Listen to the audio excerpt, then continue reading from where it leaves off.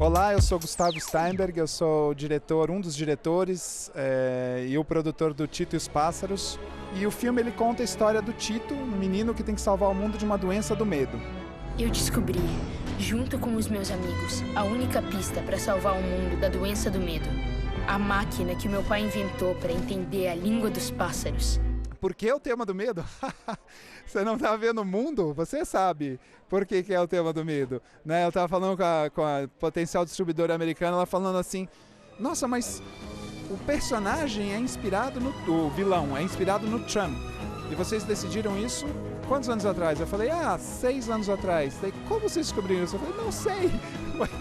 Acho que é um tema que estava no ar. Bem-vindos ao Jardim Redondo. Vocês nunca terão medo outra vez.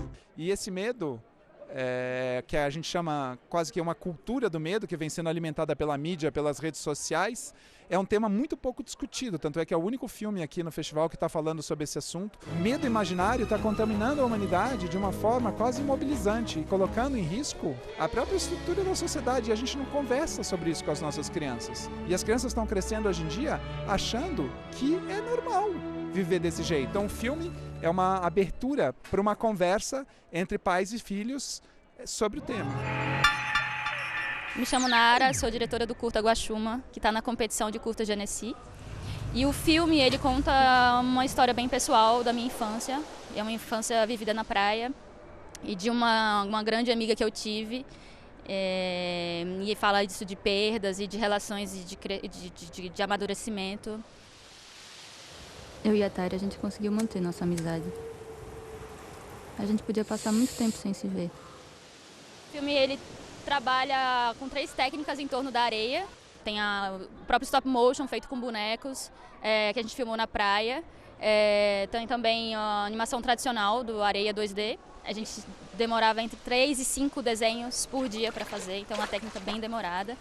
E também tem uma técnica que eu animo no filme que eu chamo de areia molhada, que é modelar em cima da areia molhada e fazer as esculturas e animar. Fiz muitas viagens de volta a Guaxuma. Olá, meu nome é Zé Brandão, eu sou produtor do Copa Studio, uma produtora de animação brasileira. A gente está aqui em Annecy disputando o melhor programa de TV com uma série chamada Irmão do Jorel, que passa no Cartoon Network na América Latina inteira.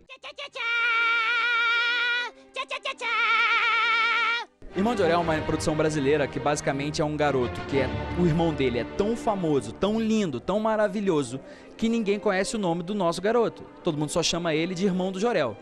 E aí é a história desse menino que tenta o tempo todo se provar, mostrar que ele é alguém nesse mundo, para além da sombra do irmão dele.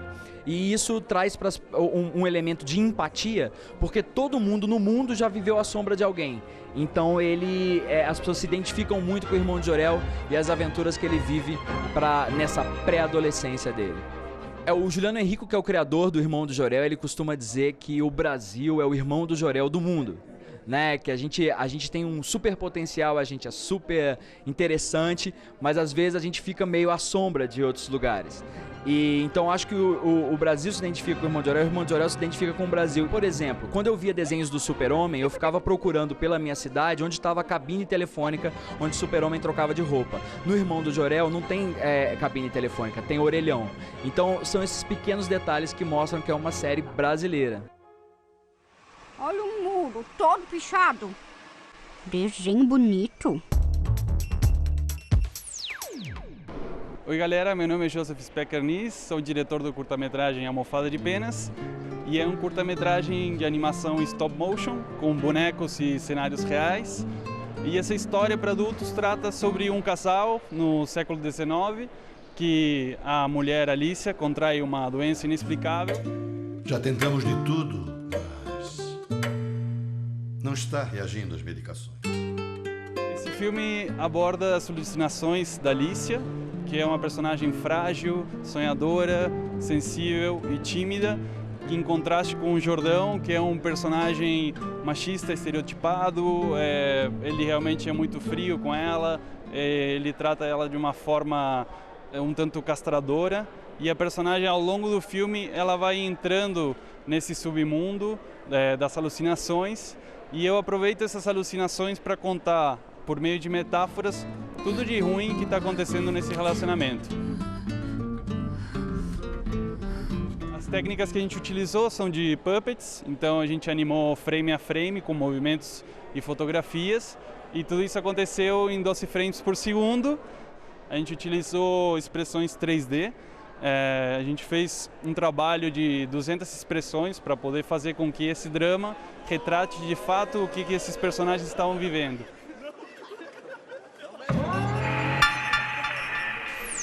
Olá, meu nome é Matheus de Paula Santos, eu sou diretor e fundador da Lobo, uma produtora brasileira. A gente está com 3 filmes aqui em Annecy esse ano na mostra de Commission Films. O primeiro filme é um filme para Leica, que é uma marca de câmera fotográfica alemã. A gente fez junto com o pessoal da Finasca, e um filme super bonito, diferente, bem diferente dos outros filmes que estão na mostra. O segundo filme é um filme para o ISA, o Instituto Socioambiental, um tema super importante da questão indígena no Brasil. Vale a pena dar uma olhada e se informar, porque é complicado. E o terceiro filme é um filme para uma ONG americana que chama Day One. A gente fez junto com a BBDO de Nova York, uma agência de publicidade. Outro tema bem importante, bem complicado, questão de assédio, moral, relacionamentos, adolescentes, é bem legal, vale a pena dar uma olhada também.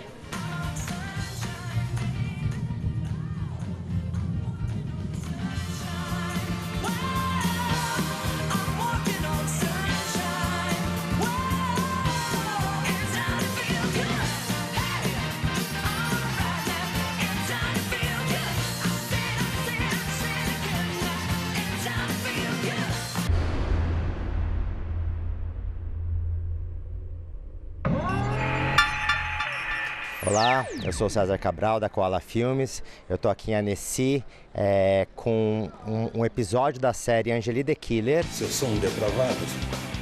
Angélie the Killer é uma animação em stop motion, é uma série baseada no universo do Angélie. Posso mostrar para vocês agora? Ela surgiu inicialmente de um curta-metragem que eu fiz que chamava Dossiê Rebordosa. O curta acabou rodando bastante, do curta veio a ideia de fazer uma série. Tudo vai pras picas.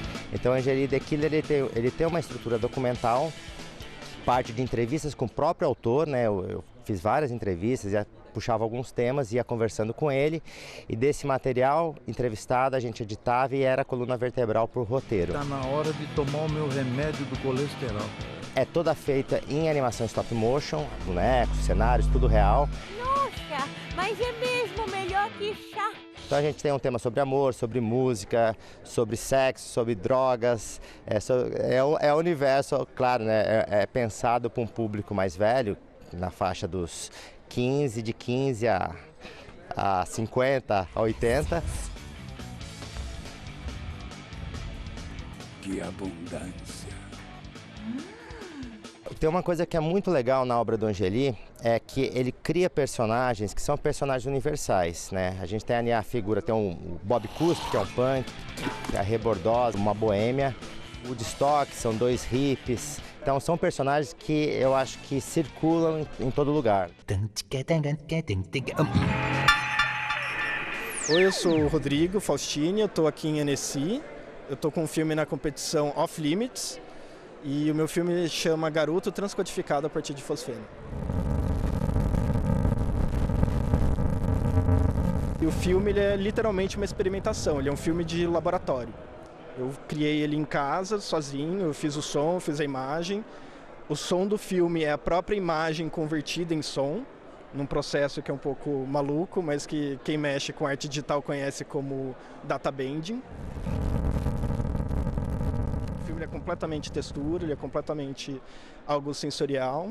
E é daí que veio a ideia do fosfeno, porque fosfeno é o que você vê quando você está com o olho fechado. São aquelas manchinhas, aqueles jogos de luz, e é quase como se você estivesse sentindo a luz tocar o seu corpo.